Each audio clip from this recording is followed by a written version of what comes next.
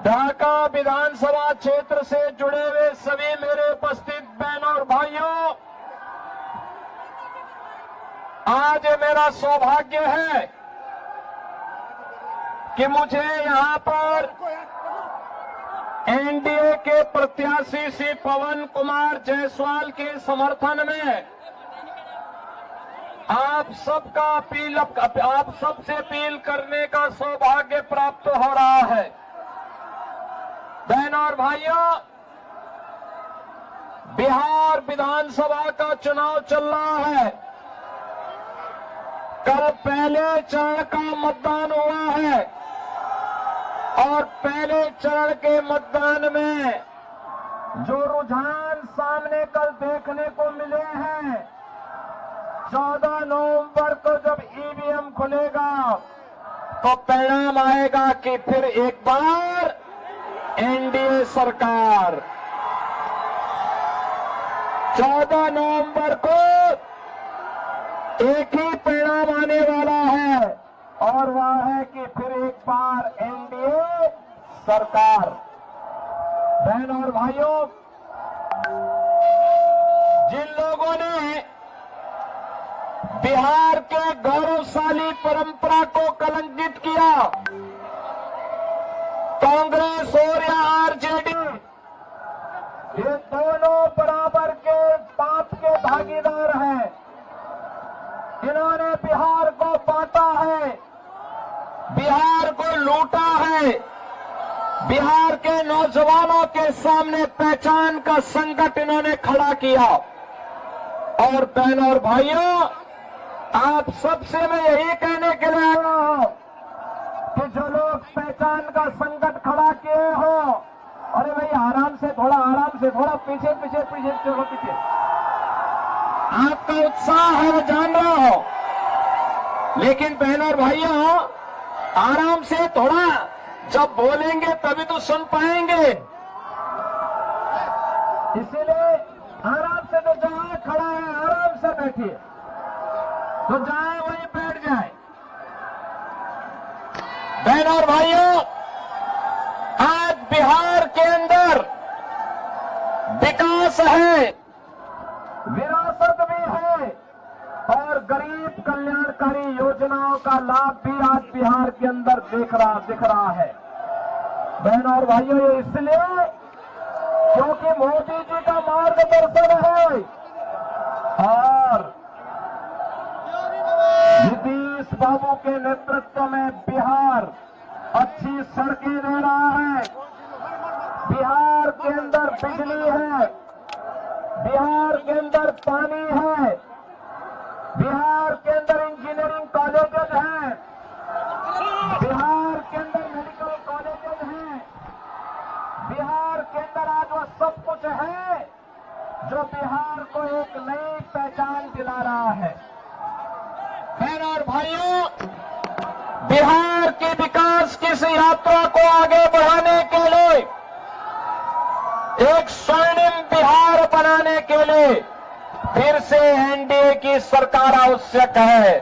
और सरकार के लिए आवश्यक है कि मोदी जी के नेतृत्व में जैसे भारत के अंदर विरासत का सम्मान हुआ है, विरासत को आगे बढ़ाने का कार्य हुआ है।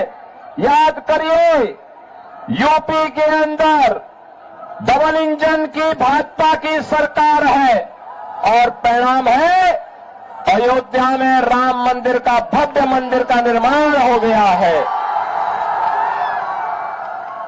ये कांग्रेस आरजेडी तो ये ढाका क्षेत्र को घुसपैठियों का यहां पर एक केंद्र बना करके अराजकता पैदा करना चाहते हैं।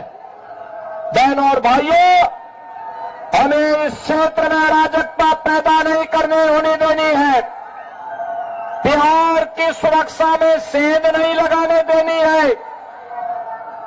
अयोध्या में राम मंदिर के निर्माण के दौरान बिहार का जब राम भक्त जाता था, कार सेवक जाता था, कांग्रेस की सरकार कहती थी न्यायालय में कि राम तो है ही नहीं। आरजेडी राम मंदिर की रथ यात्रा रथ यात्रा को रोकता था। इनका पार्टनर समाजवादी पार्टी उत्तर प्रदेश के अंदर राम भक्तों पर गोली चलाती थी, लेकिन जब मोदी जी के नेतृत्व में उत्तर प्रदेश के अंदर एनडीए की सरकार बनी तो बहनों और भाइयों, अब अयोध्या में राम मंदिर है। कांग्रेस के समय में हम बोलते थे कि राम लला हम आएंगे मंदिर वहीं, राम लला हम आएंगे मंदिर वहीं, लाठी गोली खाएंगे मंदिर वहीं, और आखिर राम मंदिर का निर्माण हो गया ना। ये बीजेपी और एनडीए ही कर सकती है। अगर हमने ये मंदिर का निर्माण किया है, याद करना, मंदिर का निर्माण किया है अयोध्या में, तो सीतामढ़ी में माता जानकी का भी भव्य मंदिर के निर्माण का कार्य आगे बढ़ा दिया है। आज बिहार के साथ साथ पूरे देश के अंदर 80 करोड़ लोग राशन की सुविधा का लाभ प्राप्त कर रहे हैं। आज बहनों और भाइयों, 50 करोड़ लोगों को 5 लाख रुपए की स्वास्थ्य की मुफ्त सुविधा प्राप्त हो रही है। 46 करोड़ लोगों के बैंक में खाते खुल गए हैं।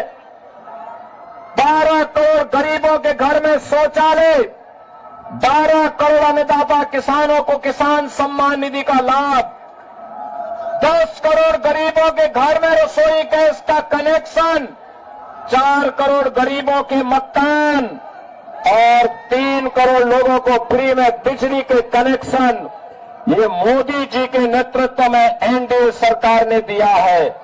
बहनों और भाइयों, विरासत भी है, विकास भी है और गरीबों का कल्याण भी। और ये तब हो पाया है जब एकजुट होकर के आप सबने मोदी जी का सहयोग किया है, समर्थन किया है। और मैं तो आपसे कहने के लिए आया हूं, स्वर्णिम बिहार के लिए बंटना नहीं है, बटेंगे तो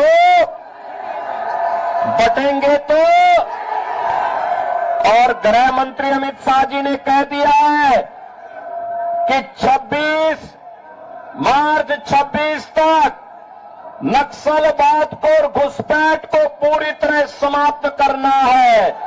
घुसपैठियों के आटा को भी ठीक करेंगे। और बहनों और भाइयों, अब तो देखो, जिन लोगों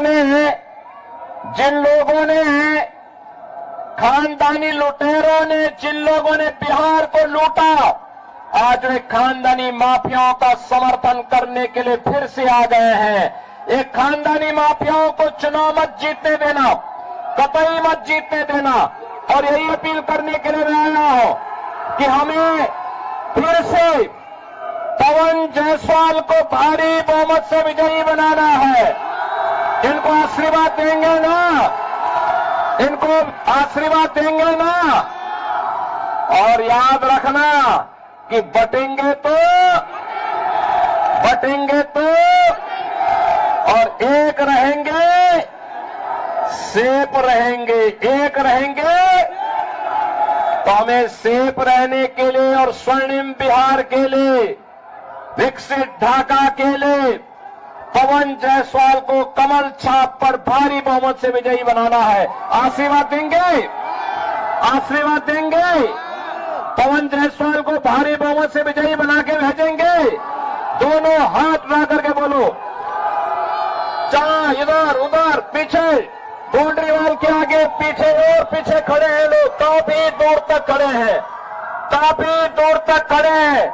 सभी लोगों का आशीर्वाद मिलेगा, लेकिन ये तभी होगा जब घर घर जाकर के वोट मांगेंगे। कमल छाप के लिए मांगेंगे, आशीर्वाद मिलेगा ना? तो मेरे साथ बोलेंगे, भारत माता की, भारत माता की।